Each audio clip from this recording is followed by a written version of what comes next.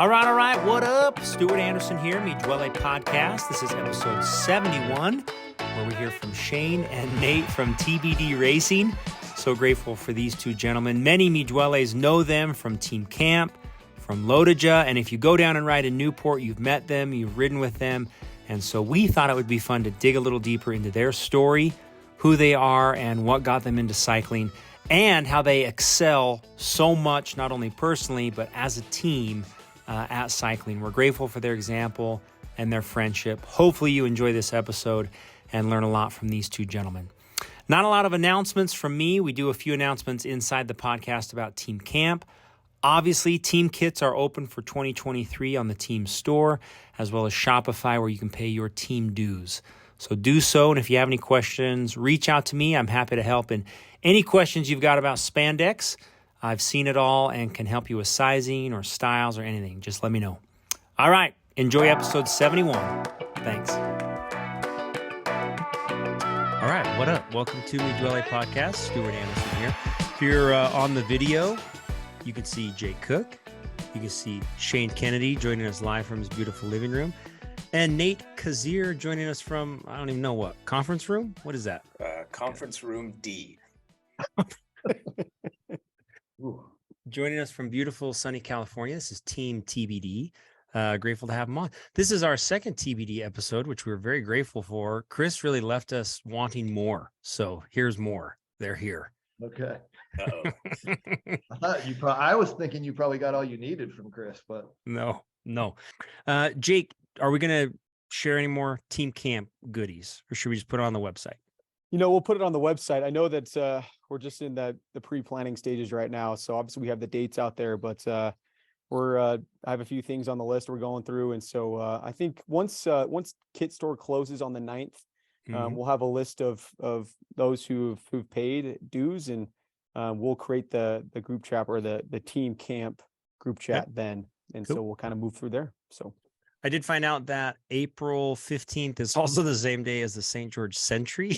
So it's going to be crowded down in St. George. So get your hotel and stuff figured out now. Yeah, we're going to be sharing the city. So like Jake said, Kit Store is open till January 9th, and then we'll ship right around the 1st of February. So yeah, kits are open, black and red kits. And then Team Shopify store has socks, hats, t-shirts, and sweatshirts, as well as your team fee. So do it. hey, Right. speaking of kits, Okay. your guys' kits this year are freaking wild, boy. man. Oh boy. We need to put a picture of that up on this podcast. Has that closed? That's closed. The kit order. That's TBD closed. kit order is Yep. closed. Okay. Get close. Who designs all those? Shane or Nate? We have a design committee. It consists of Chris, Mike. Is it and TBD? myself. Just TBD, whoever it is?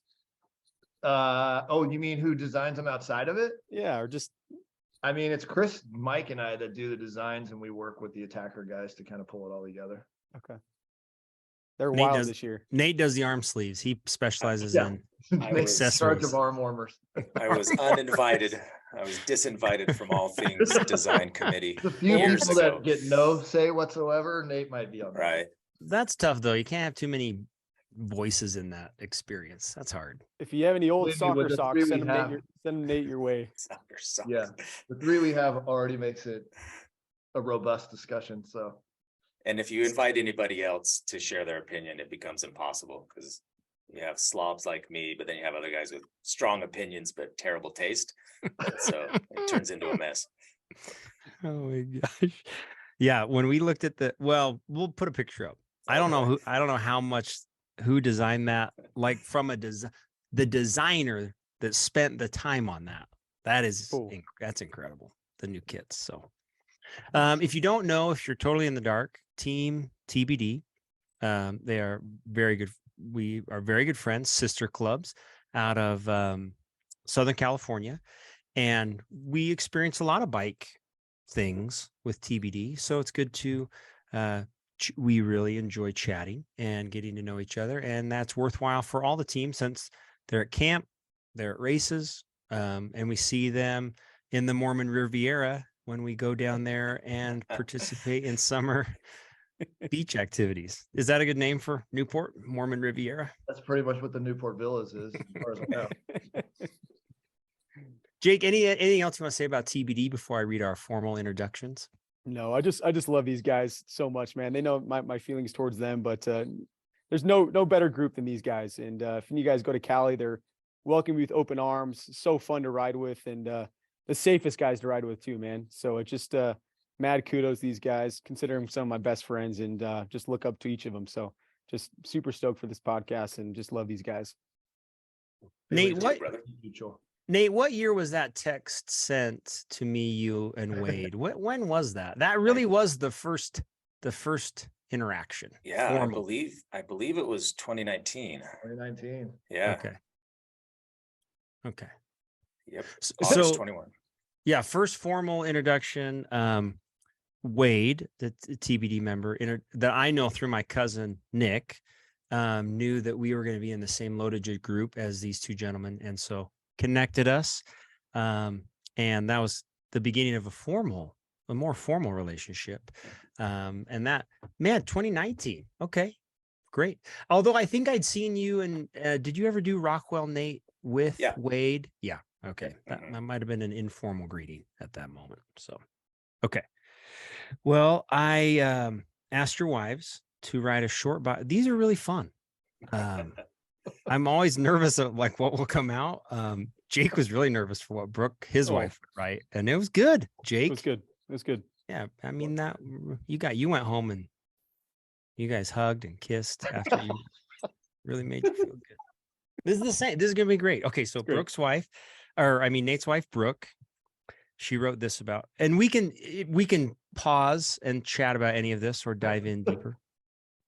Especially this first line, Nate Allen Cazier, aka Stinky, okay, to his family, or so he agrees. That is the name. It's the cross-eye bear. Is that a flatulence problem, or is that a body odor problem? What is that? It's glandular. I don't know. It's just. He's a sweat machine, ladies and gentlemen. Yeah. Okay. Don't ride behind him with your mouth. That is known. That is well known. Okay. Born in the heartland of Costco, Kirkland, Washington, but grew up in Sandy, Utah. Graduated from Alta High, where he served as student body officer his senior year, helping elevate his coolness factor even higher than it previously was. I like Brooks' comedic style here. It's very good. As a kid, Nate's dad would take him and his younger brothers mountain biking throughout southern Utah, instilling a love of bikes.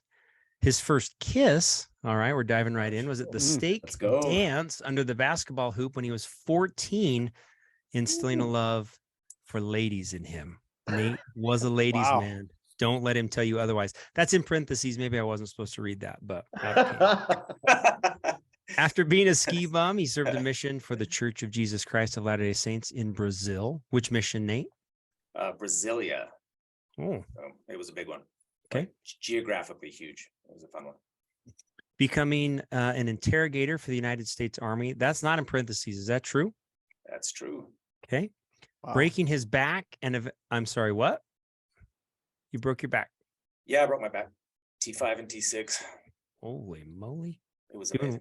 Should we talk about that later, or is that you want to tell us that? We can. It was, I broke the number one rule of trying new tricks up on the ski hill. We were snowboarding that day, and I tried to go too big on my last run of the day. So conditions were crap, and I went too big and came down too hard. And it was up at Beaver Mountain in Logan, and I knew all the guys at the ski patrol there, all the lifties, and I think they got more of a kick of dragging me down on the sled than anything else. They circled around the bottom, right? Yeah, look at this idiot. But yeah, it wasn't anything that like paralyzed me or anything. Just hurt really bad. But, okay. Yeah. Dang. Okay. Okay. Nate finally ended up graduating from Utah State with a degree in political science. Then went on to attend law school at Pepperdine. He's currently an attorney at Payne Fears, aptly named for Nate's style and attitude towards riding. No pain, no gain. Push through the fear. I like that. There you go. Nate loves spicy Doritos, sour candies, Tootsie Rolls, Snickerdoodle cookies, and taco flavored kisses. What? Yeah, it's great. He's blessed to have the most loving, kind, supportive, super hot friend group around him, aka TBD, and his wife. He wouldn't be the man he is today without them, either of them.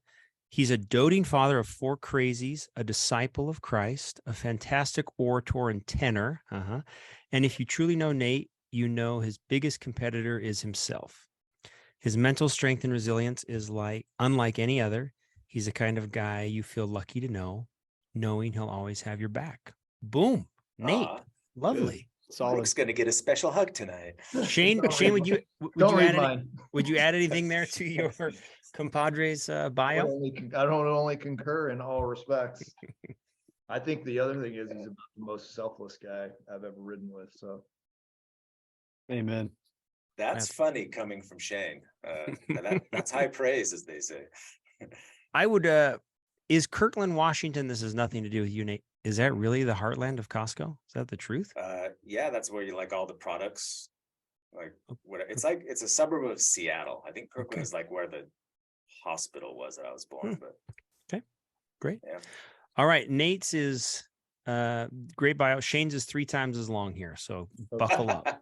I'm just kidding. Let's go. Good. Let's go. All right, born in San Fernando Valley, a true Valley boy at heart, the oldest of 6 kids. That's a big family. Very cool. Oldest.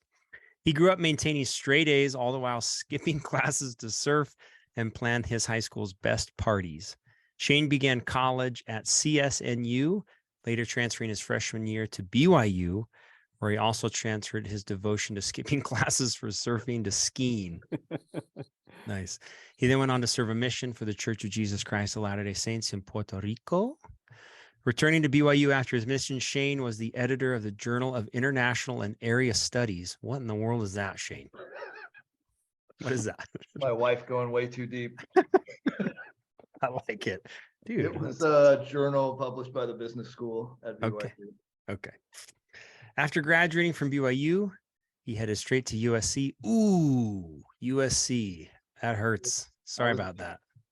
We got him. We got him. I know. Sorry, Caleb. Shouldn't have painted that on your fingernails.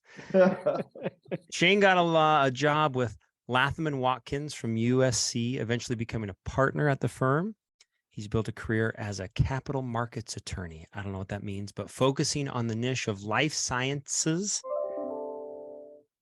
He's ranked amongst the top capital markets attorneys on the West Coast, and he's been a leader in several positions ranging from office managing partner to global co-chair of the firm's capital markets practice. Sounds like Shane wrote his own bio here. I don't know if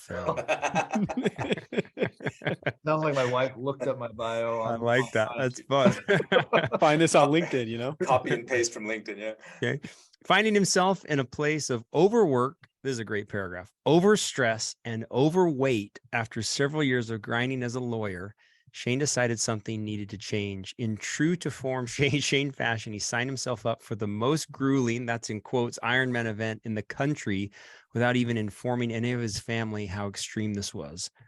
He was just hoping to be motivated and to work out and get healthy, ended up losing 40 pounds and developing a love for performance and exercising that he couldn't have imagined before. Dang. Is that true? All truth.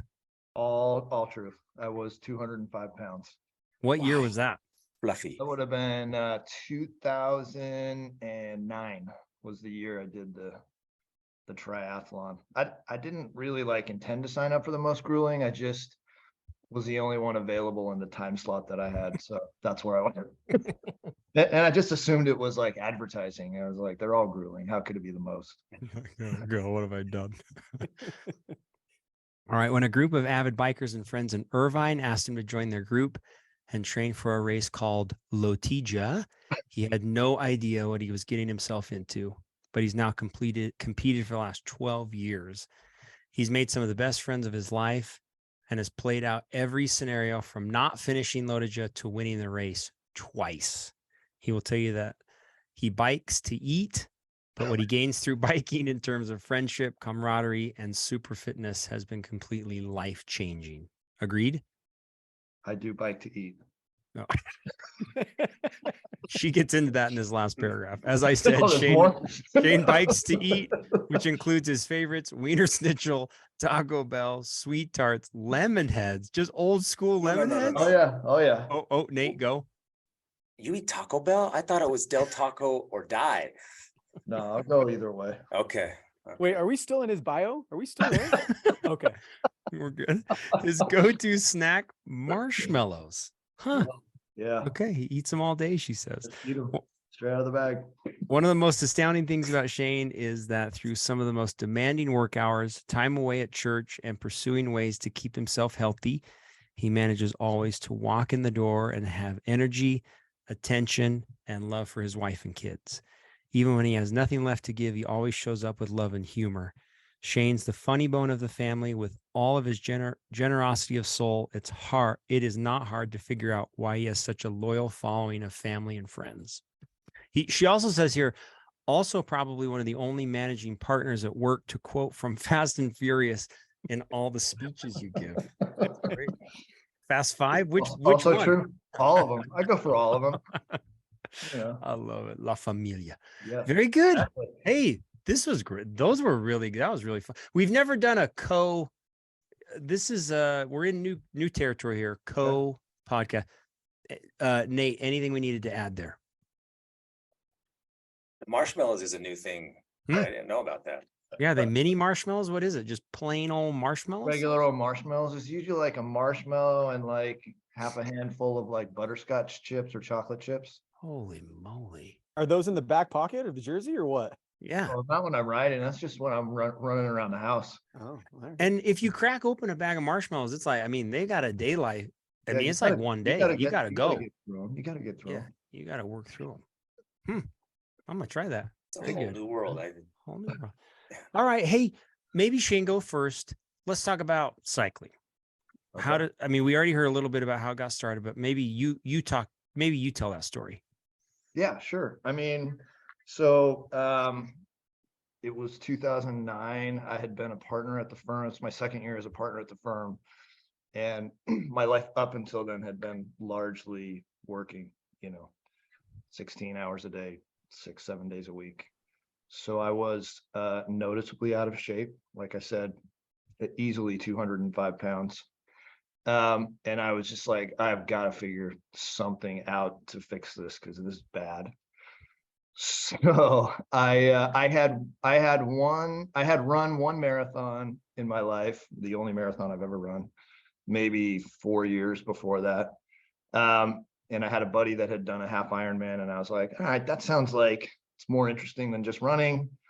So I'll give that a shot. So I trained for that basically all by myself, right? I didn't have any buddies that were doing it. It was just me like running, swimming at the local pool, getting on a bike for the first time with like literally no idea what I was doing.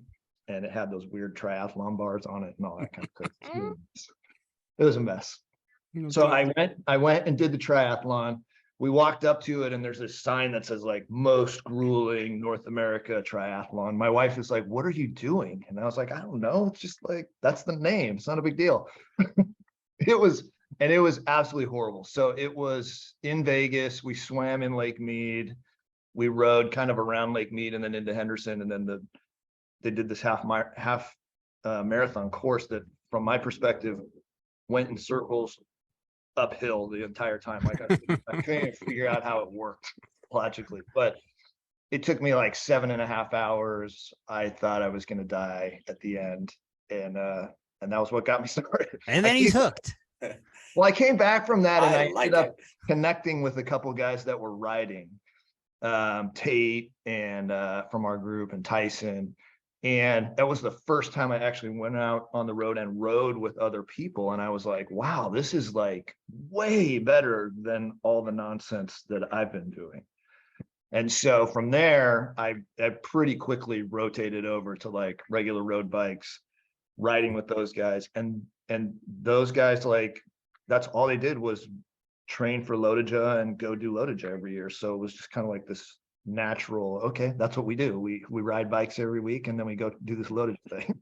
And we don't run. No more running. Well, I did probably 4 more half Ironmans after that, just trying to like thinking the cross training was a value. And then I decided it wasn't. So I just stopped it altogether.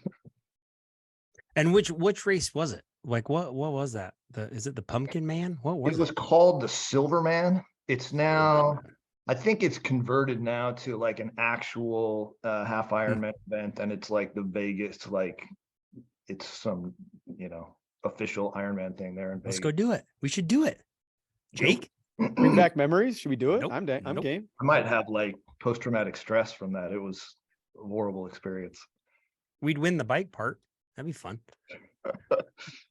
Yeah, we would. It would be a whole different bike experience for me trying to do it now. Mhm. Nate, we heard from your wife that you were a big mountain biker as a kid. What else? What else got you into this? Right. Boy, I remember way back when the training wheels first came off, and that memory was that, okay, now I have some freedom. And that freedom from just, I wasn't confined anymore to my house and my yard. It's like, dude, I can go as far as my legs will carry me as long as you're home before the streetlights come on, right? Mm-hmm.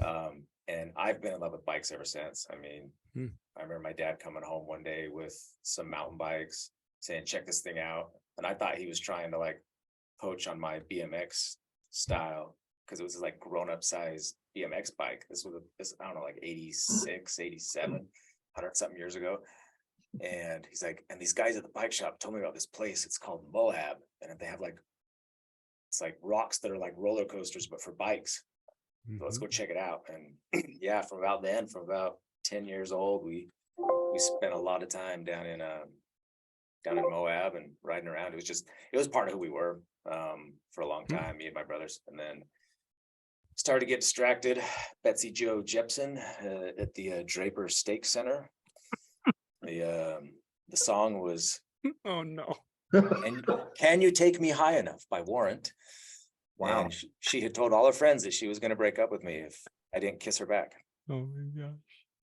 It was terrible, but I started to find other distractions. I think, like a lot of people around the time you get a car and get some more freedoms like that. And I kind of fell away from biking for a while. And then, I was around the same time as Shane getting back on the bike. My experience was a bit different. Long lawyer hours, same thing. And I wrecked my truck on the way home from it was like 3 a.m. I was coming home from work. And you know that scene in Tommy Boy where he like backs up at the gas station and the door, like he hits it on something and the door falls off. That's what I did, but the door doesn't fall off. It just bends really bad. And then the insurance company's like, no, that your truck is now ruined. You've broken the frame or whatever. So we didn't buy a new car right away. So I just borrowed my dad's old aluminum Specialized Alez, like circa 2005, and started riding on that. And then Tate Iyer, who brought, good friend of ours, and he saw me riding one day and he's like, hey, come join us. And so I hopped on. I was a kind of a runner before then. I did one marathon and realized I crossed that finish line and was just like, never again. I will never do this again. Then I joined these guys, and they were all kind of fluffy, these older, bigger guys. And I'm thinking, all right, I'm an athlete. I can run. I can hang with these dudes. And they kicked my butt for a year. In fact, they almost disinvited me from riding with them. I have a very solid memory of Tate Iyer sitting up on top of a hill, sending one of the pioneering cyclists from our group, Mark Facer, down to tell me that I was going too slow and they needed to leave me behind. Oh my gosh. The question was, you know how to get home from here, don't you? And I nodded, but inside I was screaming, no, I don't. And off they went. And I tried to I guess if I go downhill for a while, I'll find my way home. Eventually did, but yeah, that was early 2009-ish. Yeah. Nice. And then did you and Shane do Lotaja the first year? Did you guys know, were you guys riding together? Did you sign up together? What happened? Shane, I think, did it a year before me. Okay. I think I had barely started riding in 2009, and I actually signed up with my brothers and my dad to do the relay at Lotaja, but I did it from like a Utah address. And I don't know if we didn't get in, gratefully, so I don't have relay staining my record. But Ouch. but yeah, I did not ride that first year, and then it wasn't until 2010 was my first. Okay. Very good. Oh, 2011. Sorry, 2011 was my first. Yeah. I think more than anything, your guys, when we watch and when we ride with you, you both have incredible passion for the sport, not only for your team, for your success, like the way you ride, your bikes, your gear. Maybe talk about that. Like what, maybe you go first, Shane. What is it about the sport that draws you in? What do you love about it? I mean, it goes back to a little bit of the transition for me from the triathlon to just the cycling. Like I was immediately hooked when I realized sort of the not just the cycling aspect of it, but the friend aspect of it and the camaraderie. And, you know, I had been, interestingly, I mean, I had probably mocked Tate and these guys for years, like, because they would always try to ask us to ride all the time. And we'd be like, dude, we're not putting on the spandex and getting out on the road. It's not happening. And it was just very interesting for me, the transition, because like once I started riding with them, I was like, this is like, it's just so fun. Like I love being outdoors. I loved the fact that, you know, I could ride with 5 or 6 guys. It was competitive, but it was still fun. We were all buddies. We had a great time together. And like, to me, that's the piece that has really like kept me in it, is I found this like exercise that keeps me healthy and sane, but also, I mean, it's, you know, for all intents and purposes, the only social thing I do is cycling. I mean, other than that, I'm home or I'm at work, right? Yeah. So it really does. I mean, I think Chris said this on his podcast, like it just checks all the boxes for me. I mean, I just feel like, and look, I love to like shop for things and buy cool stuff, and there's no end of it. It's like so it does that too. That's awesome. And if it's not cool enough, you just get it painted cooler. You just get it fixed. Yeah. There's a lot of folks that get the stuff that I don't think is still cool enough, and then I move to the next. Yeah, and I did learn being in Cali over the summer that if you just drop Shane's name at the Costa Mesa Specialized store, you get first priority front row Boom. seats. So Nice. that was very helpful. Thanks, Shane. Of course. How about you, Nate? What is it? I mean, you've had this is a lifetime then, lifelong. What is it about? What is it that you love about cycling? I mean, everything Shane said, and I don't know if I could repeat or add anything that people haven't already said. Your podcast is kind of the best. Like just listening to everybody's stories and to be able to relate to it and to say, yeah, I get that, and I've been through there, and yeah, I would agree. I think that I mean, I don't want to get like too much into it, or don't want to like hijack stuff or whatever you want to say, but I call it a lifesaver, and I'm serious about it. Like it's been, yeah, the physical side of it's amazing. The social and the friendship side of it is fantastic as well. But, you know, it's both created like relationship with myself and relationship with just amazing people that has, you know, keeps your brain and your mental state in a good place. So yeah, I love it. It's great. You put in the notes. I think I can't skip it. The funeral for. What is that? What are you saying here? What is that? So I call it the funeral for because, and every dad is gonna, well, I think relate to this a little bit, where the things that we just have on repeat that we say to our kids over and over and over. And I call it my funeral for because if I don't hear them talk about these 4 things at my funeral, then they're going to get haunted. I'm going to have to just go back, and because clearly I didn't handle my business in mortality. And yeah, so yeah, that's why I call it the funeral for, because they're the kind of things that I really hope that I put into their brains enough that they want to talk about it at the funeral. Like, oh, dad always said this and dad always said that. So, and they're just kind of the life lessons that all have applied to different degrees out on the bike. And so number one is, it doesn't matter how many, I mean, I've heard that, like I said, I've heard this before on your podcast as well, where, you know, it doesn't matter how many times you fall, it matters how many times you get up. Number 2 is don't look in others' bowls, which like the bowl, and That's from a Louis C.K. Show, actually, where he says the only time you look into somebody else's bowl is to make sure that they have enough. You don't ever look in somebody else's bowl to compare and, base your happiness on that. So all the time, and I'm like, well, Dad, he got this or didn't get that. It's like, no, stop looking in other people's bowls. 3 is to leave the world better than you found it today. Find something small to do every day to make it better. It's nice out here in Southern California because there's always a shopping cart to take out of the parking lot and put back in the stall. Just little things. I try and teach and show that. And then number 4 is you do more on your feet or your knees than you do on your butt or your back. And as any dad who's tried to help their kids clean up the toy room, they'll know that's true. Kids, they'll start laying down and throwing tantrums, and it doesn't get done as fast, but get on your feet or down on your knees and things tend to happen better. But I ask my kids, I go, hey, I'm going to be on this podcast. What should I talk about? Should I talk about the funeral 4? And they're like, yeah. And I go, okay, what are they?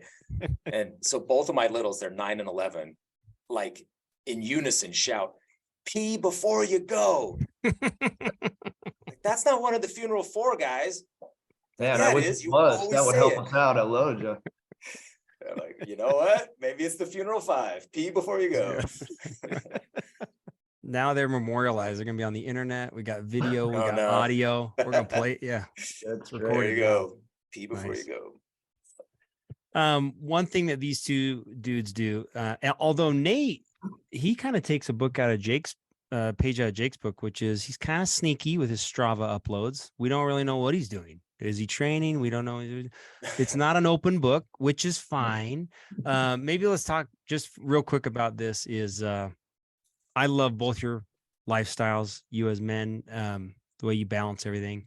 Can you talk about that for a sec? Just training, your life, your work, your family, and how cycling fits in. Sure. You want me to go first? Yeah, go for it. Shay. I mean, I'm pretty fortunate now because both of my children are out of the house. So I have a lot more flexibility now than I ever did. When I first started riding, though, I had an interesting experience because I was, working a ton still and not home a ton. And I actually had this sort of come to terms with life experience with my wife where she sat me down and said, your son is 12, and if he doesn't see more of you, you're going to lose him.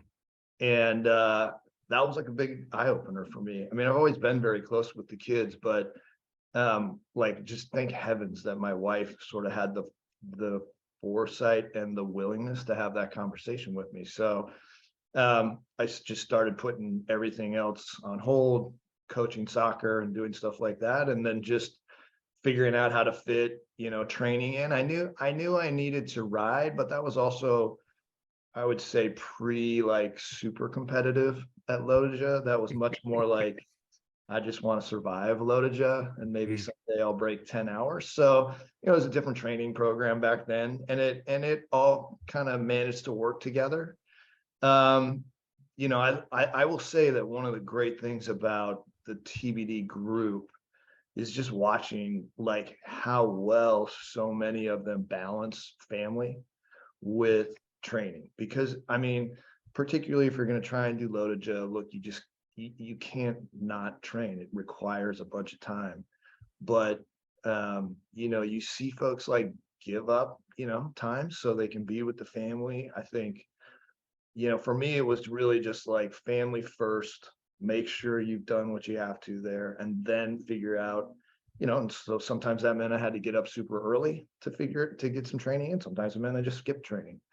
But you're never going to get, I don't think you can get to where you need to be if you ignore the family piece of it, frankly. And so to me, like, once you kind of figure that out, like if you want to do it, you'll figure it out, even though you're spending the right amount of time at home with the family. And it looks not easy, but it's worth every sacrifice you make for it. Yeah. Nice. I love that. Amen. And Nate, you're required to read what you wrote in the Google Doc. Yeah, I've never been good at balance. Balance is for people without a lot of intestinal fortitude. I don't know. No, I actually admire the people that have a lot of balance. They are not wussies at all. But it's my brain just doesn't operate that way. It's kind of like I'm all on or all off. And so my Strava is blank right now because my bike has dust on it. It's kind of like I finished. We did another race in or just a ride, I guess, in Santa Barbara. That was a brutal one. And yeah, it's been like a month and a half since I've been on the bike. So as far as we all know, right? Yeah, right. Yeah. Who knows? As far as we all know. Who knows? Yeah. I did actually really appreciate when Chris came on and talked about the pick two method. Yep. Mostly because that's like a completely foreign language to me.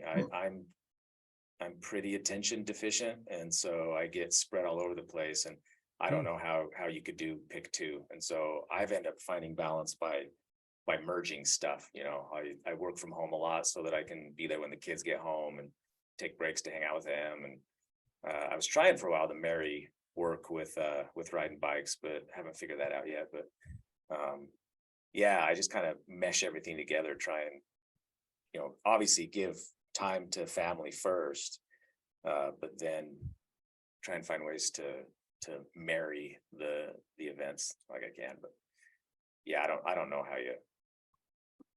It's also a complete understatement for him to say he doesn't have balance, because you know, all the stuff I said about guys that give up stuff for their family first, he's right at the top of the list. So Well, if you've ever ridden with Nate, the dude's just an absolute hammer. I mean, he says he doesn't train, but I mean, you get behind him and he's just an absolute hammer. So, I mean, dude works his tail off. So. Thanks. Nate, there it is. Well, I will say this, that Shane, if we're going to start throwing compliments around, let's go.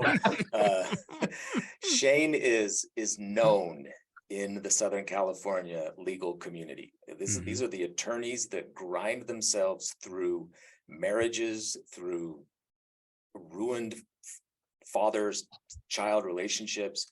Shane is known as the hardest worker out there. Like everybody I talk to is like, oh, I know Shane. Man, I heard he like works 20 hours a day all the time. It's like, yeah, he does. But then you turn around, it's like, and he has the best relationship with his family. Like his kids adore him and he adores them. I remember one of the most exciting times I've seen him at Lodaja was the year I said that my kids were finally old enough that I was thinking about bringing them along.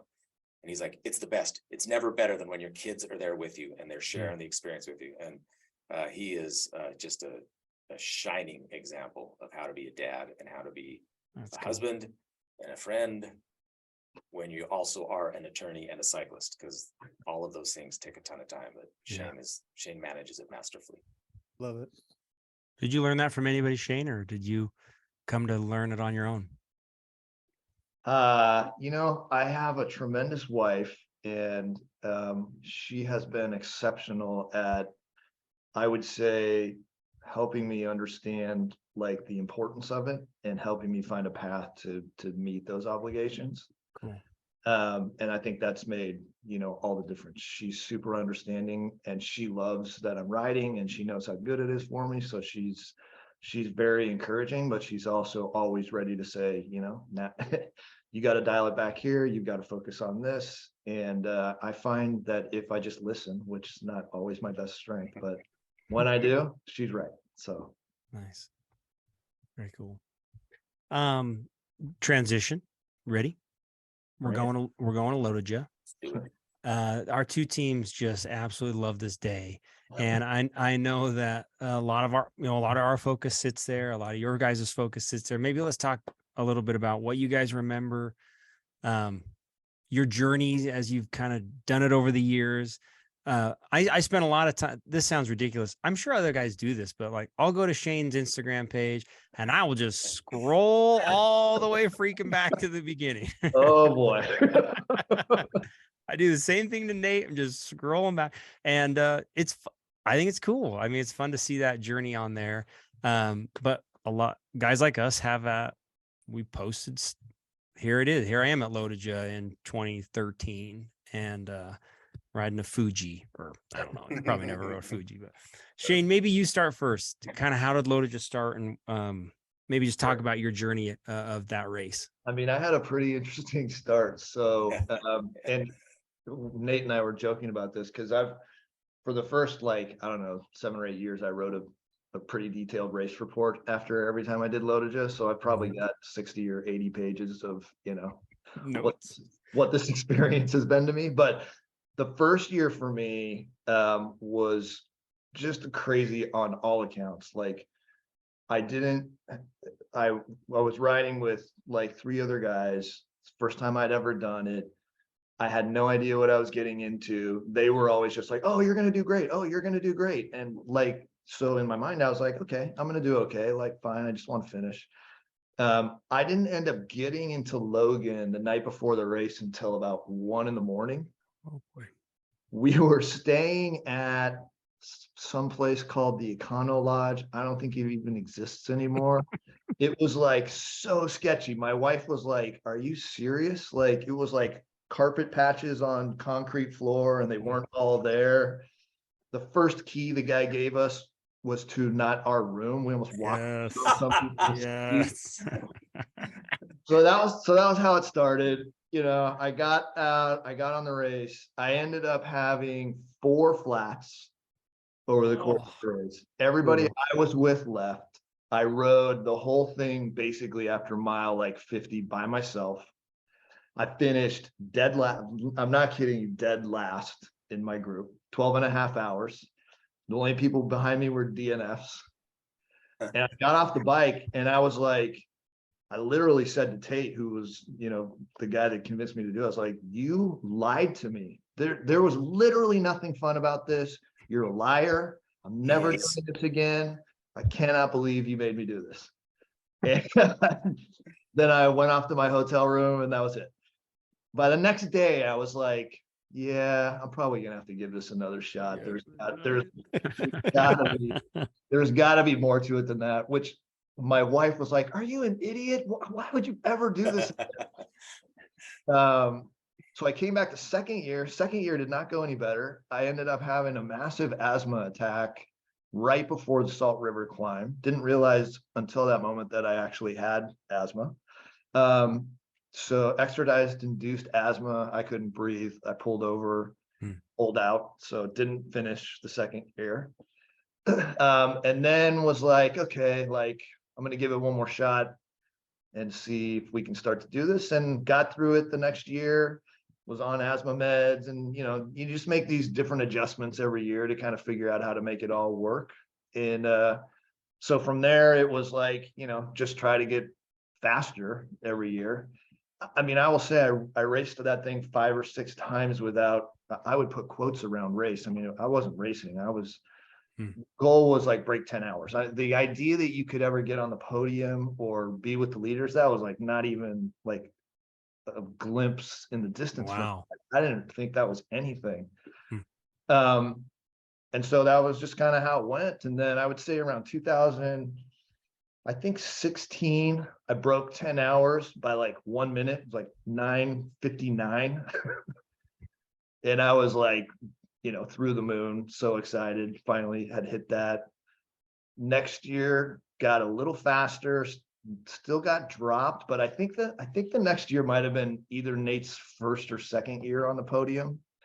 And it was really Nate that sort of turned on the like, hey, we can race this thing. Because he was the first guy in the group from Orange County, at least, to get on the podium. And I was like, whoa, how did that happen?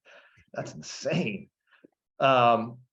And so the next year, I got dropped, but I finished very fast for me. It was like 9:40 and I was like maybe in the top 10 or something like that. And I was like, okay, like I think I see how this is working now. And then we came back the next year and was third. And then the year after that was 2019 when we rode with you guys.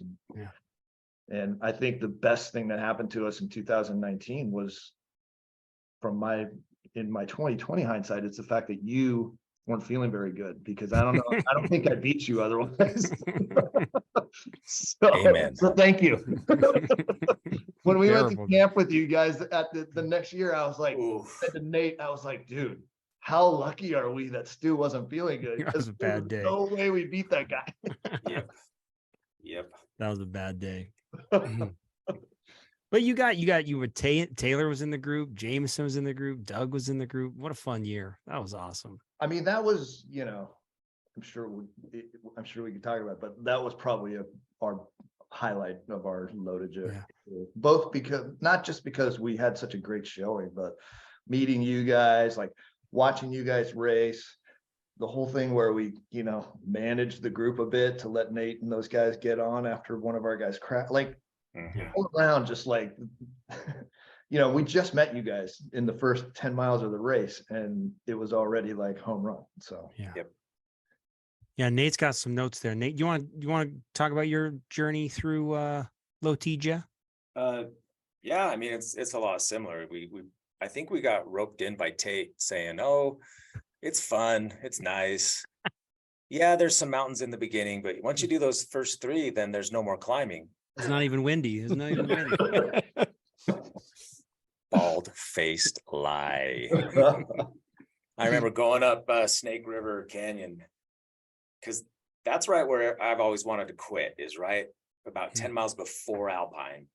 That's when my quit starts. And then to have to turn up that canyon, like, I'm going up a canyon, Tate, you're a liar. And he's like, it's not that bad. There's a tailwind. It's beautiful.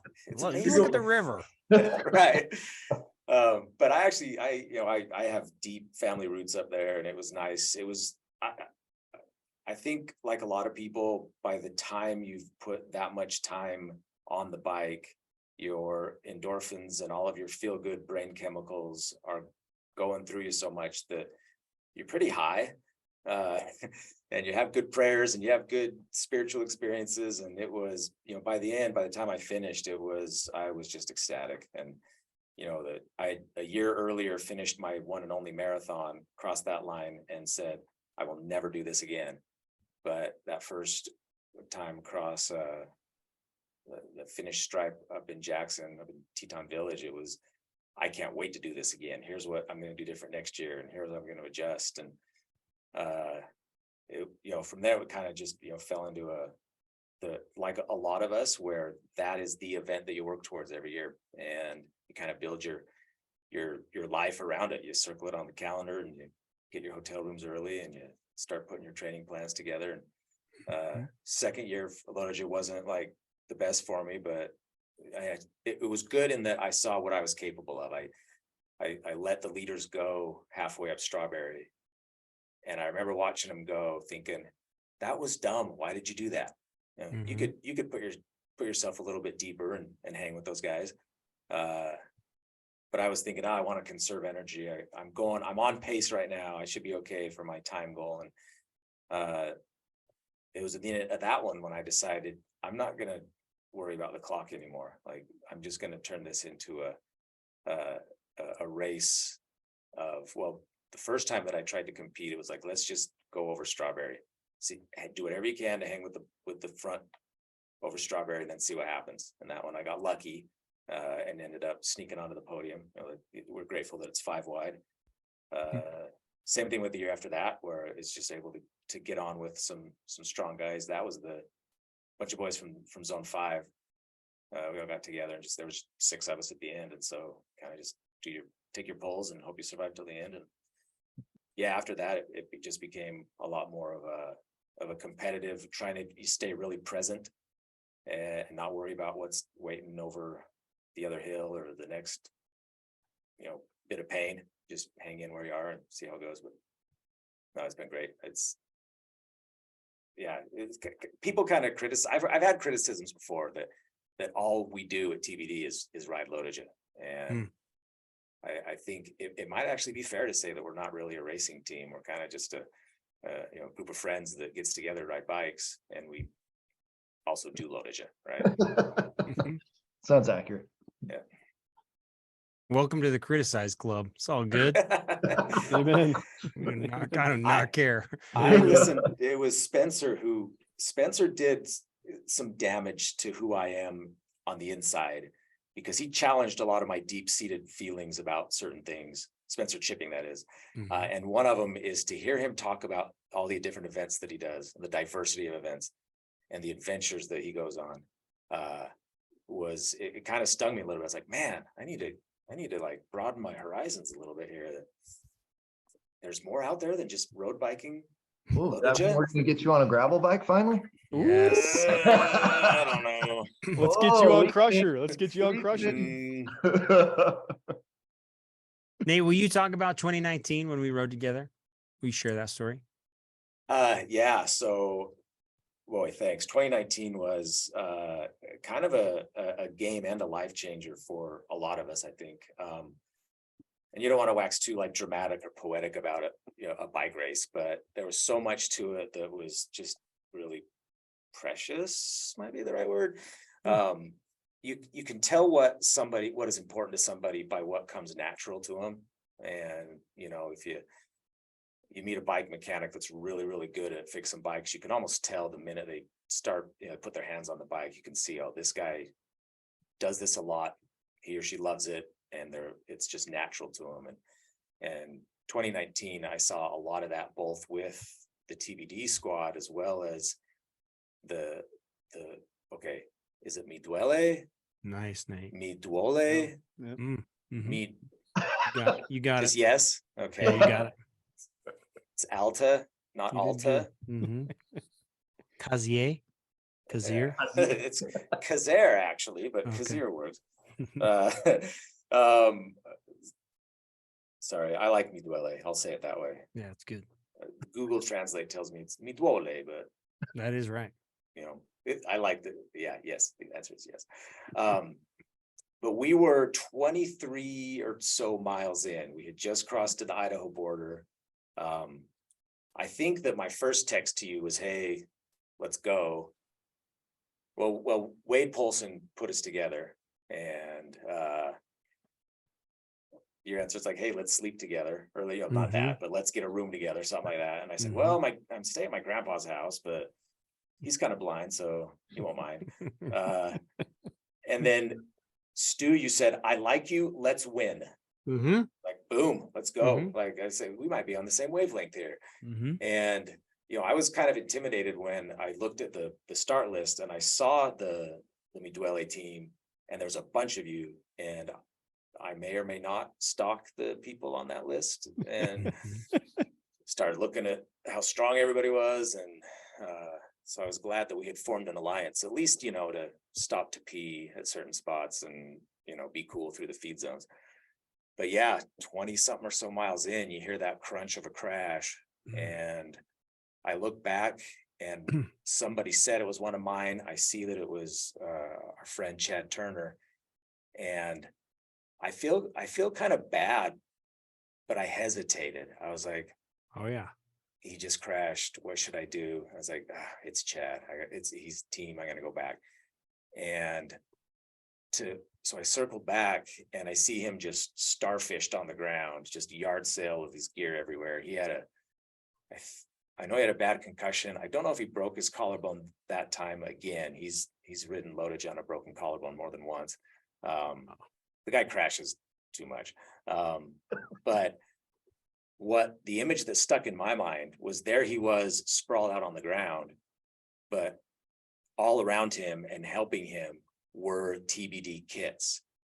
It just other guys who hadn't even hesitated, like, oh, that's Chad. And they all had stopped, and they were helping him up. And these were all, we were thinking before we saw mi Duole on our ride group, that we had a group to sweep the podium that year.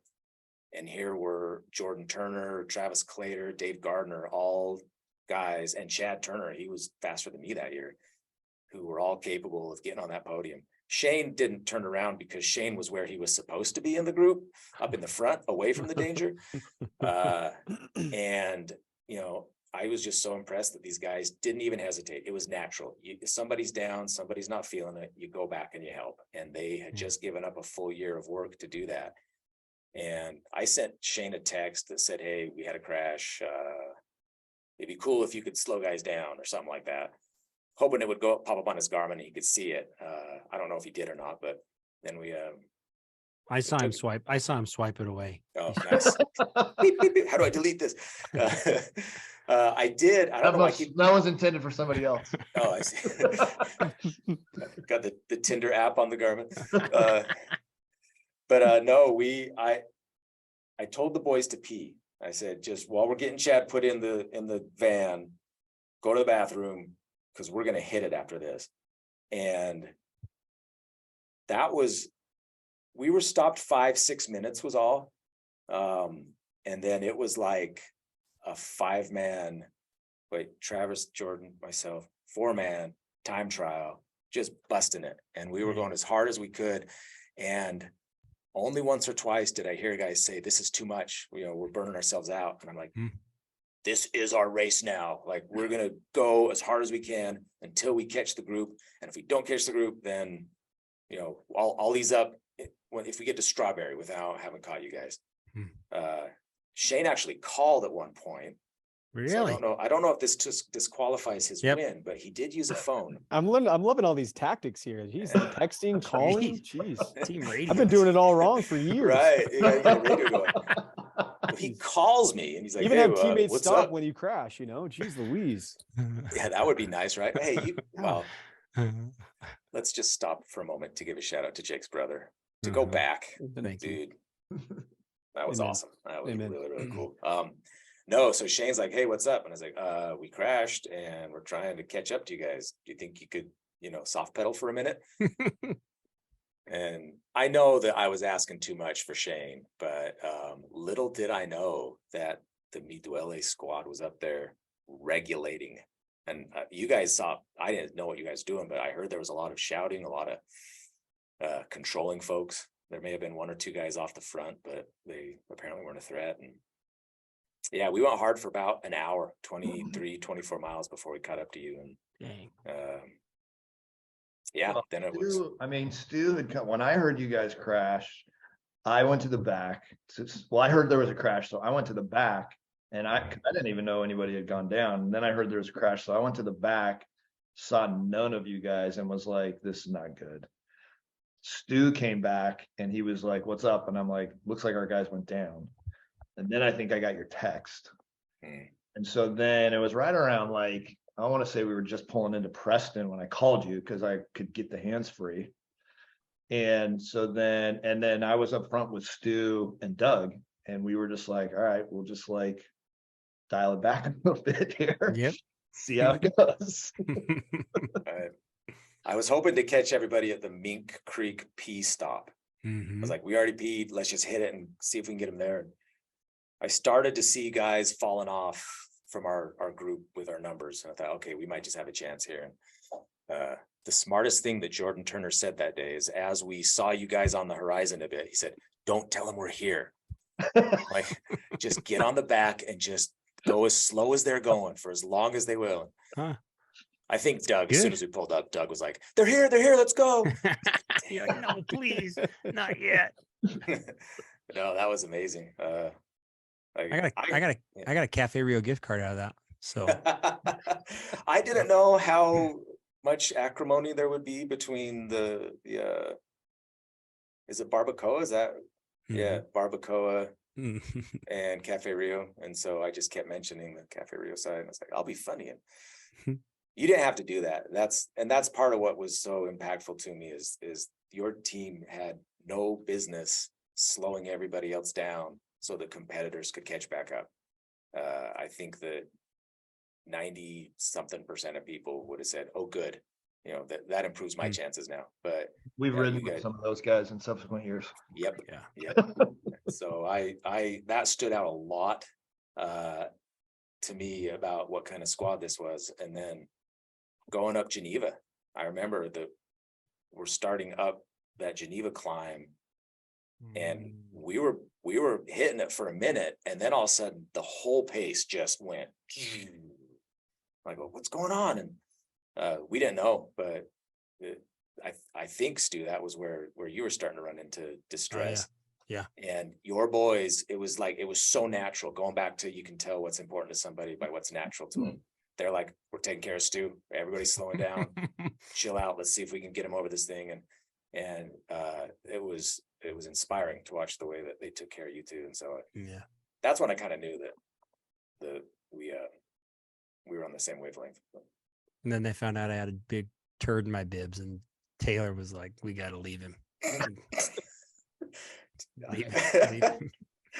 That was a long day. That was Taylor terrible. was riding away from us all day on the climbs. That was one of the. I that was one of the worried ol- about Taylor that year. That was one of the only races low judge I've ever done where I was alone. I was Yeah. like, that's hard. That race is hard alone. It is not Yeah. fun. I think everybody's it is had not that, fun. right? Yeah, it is.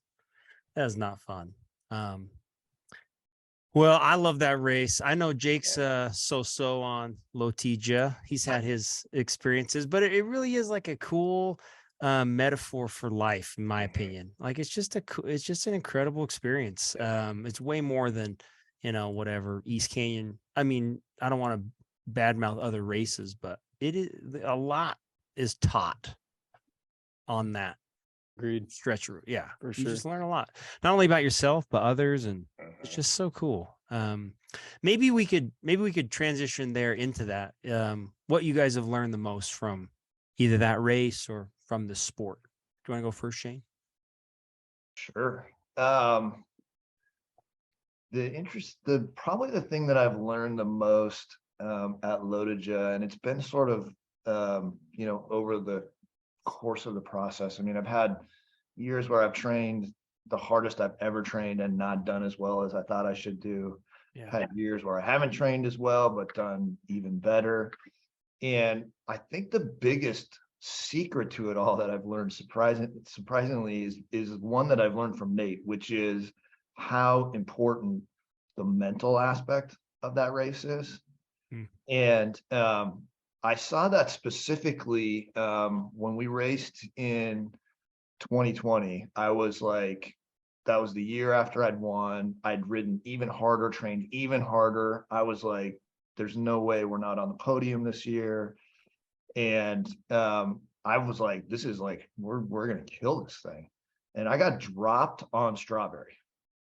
And I was like, what in the world is happening here? And I managed to catch back up, coming down the backside. And I got back on the group. And then we raced with some different folks that year who didn't have the same, let's work together through the feed zones. So we got left in the first feed zone and we just couldn't catch back on after that. But yeah, it was frustrating. But the important thing for me was when I was going into this last year, I had read this quote that was that said, discomfort is the price of admission to a meaningful life. And the thought occurred to me that I felt like I was so well prepared in 2020 that when the pain hit, I wasn't ready for it because I was like, why do I even feel like this? This is not how this is supposed to be. And I realized that that is 100% what it's supposed to be. Like you're gonna hurt and you have to hurt. And so it just really changed my sort of approach for this last year where I was like, you're gonna hit Strawberry, it's gonna be horrible. And you're just gonna have to ride as hard as you can to get through it. And I say that I've learned that from Nate because if you've ridden with Nate, like there is no one more mentally strong in Lotija. Like I will watch him train over the year. He rides half the miles that I ride every year. And he's as strong as me. And it's because of his mental game. Like the guy, you cannot stop him. As evidenced by, the 5-minute chase to catch back on in 2019. Like, and for me, that's been like the biggest piece is like how much of a mental game it is to get through that race and how much you have to be prepared on that level in addition to the physical level if your goal is to race and to be with the leaders and do that stuff. So for me, that's one of the biggest ones that I've learned. The other thing that I take away from it every year is just consistent with everything else. It's like the value of the friendships and the camaraderie that we have. I mean, I could never race the thing like I do without Nate. Like he's the guy. I mean, we have a very different riding style when we're racing. He's the guy that's making friends with everyone. He's talking to everyone. He's like, how are we going to do this? I'm like, head down, quiet and riding on his tail. Like, you figure it out. I'm just going to try to survive. But there's no one I would rather race with than him, 100%, because the way he is and the atmosphere that he creates in the race is phenomenal for me. And look, we've had years, 2021, where Nate and I just decided, look, we're going to not race this year. We got, 5 buddies that want to break 10 that have never done it before. We spent the whole year just training with them. And the whole goal of the race was to drag them across the line in under 10.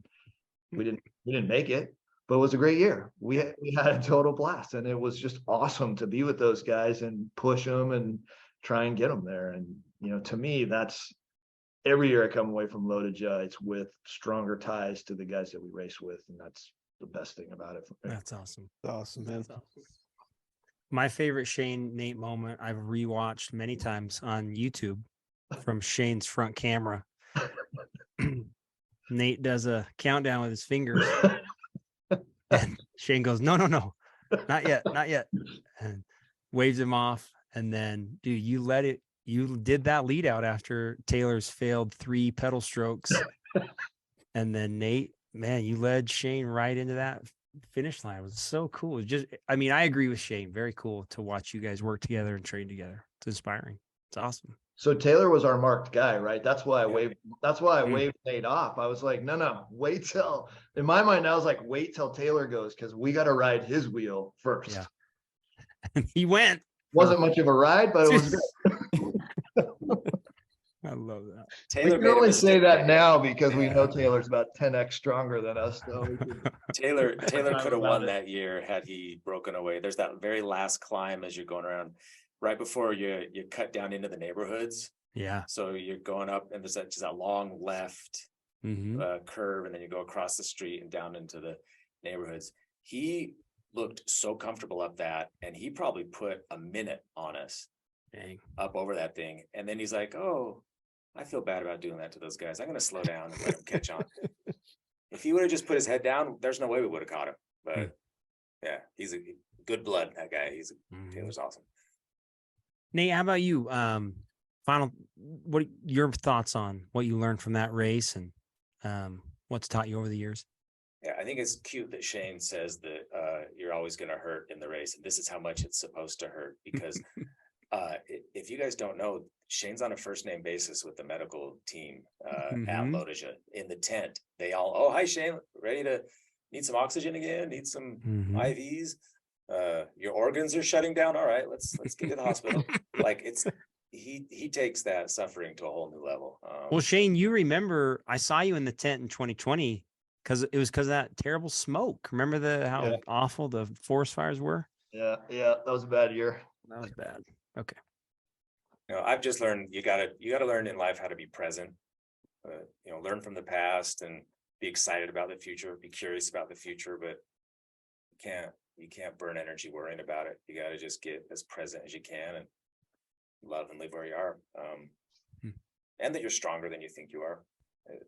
Last year was the most difficult. That was my year-long race, where it was come over the top of Salt, just maybe 90 seconds behind the lead group.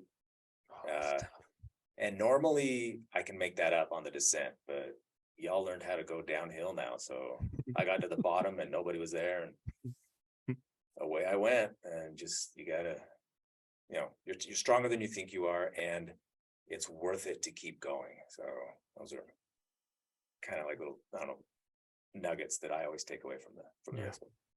Good nuggets. Like the nuggets. Let's okay. We'll wrap up here with some advice. Is that good? You guys good with that? Yeah. Let's say you're riding in a group ride, whatever. But you guys have been exposed to endurance sports for a long time. What advice are you sharing to somebody? Whether they're listening to this or you're out on a group ride and they ask you for advice, is there something that stands out most that you'll share? Maybe you go first, Shane. It's interesting for me. I think there's a couple things over the course of training for this. If I'm just talking like pure, like how to improve performance, I think the best thing that ever happened to us was getting on trainers. And I would have said, I would have never thought that, right? I rode just outdoors all the time for probably the first 4 or 5 years. And the year that I got on a trainer in the off season was probably the year that my fitness got like just skyrocketed. The fixed element of it, you're not worrying about lights, you're not doing any of that stuff. You can train harder in less time on a trainer.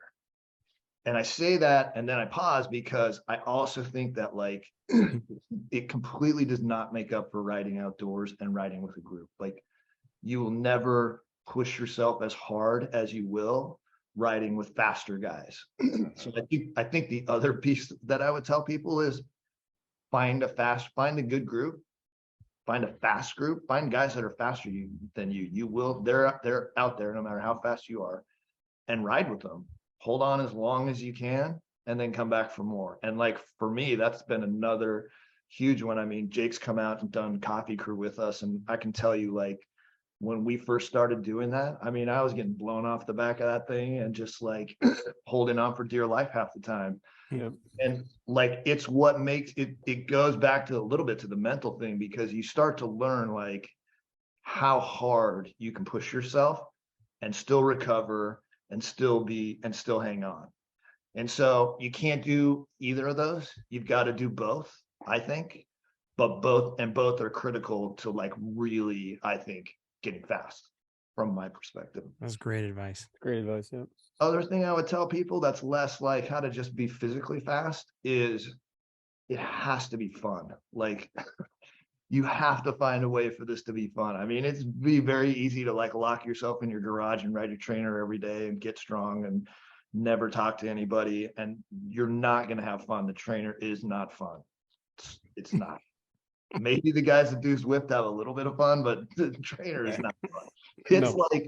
It's like the penalty. It's like the price you pay, basically. Yeah. Like, for those that have been on missions, right? It's like tracting. I mean, it's just like you have to do it. There's no other way around it. But the fun is like what keeps you coming back. And the fun is what like lets you get out of bed at 5 a.m. on Saturday and go meet up with the guys and go hammer yourself to death. So if you're not having fun, then you're not doing it right.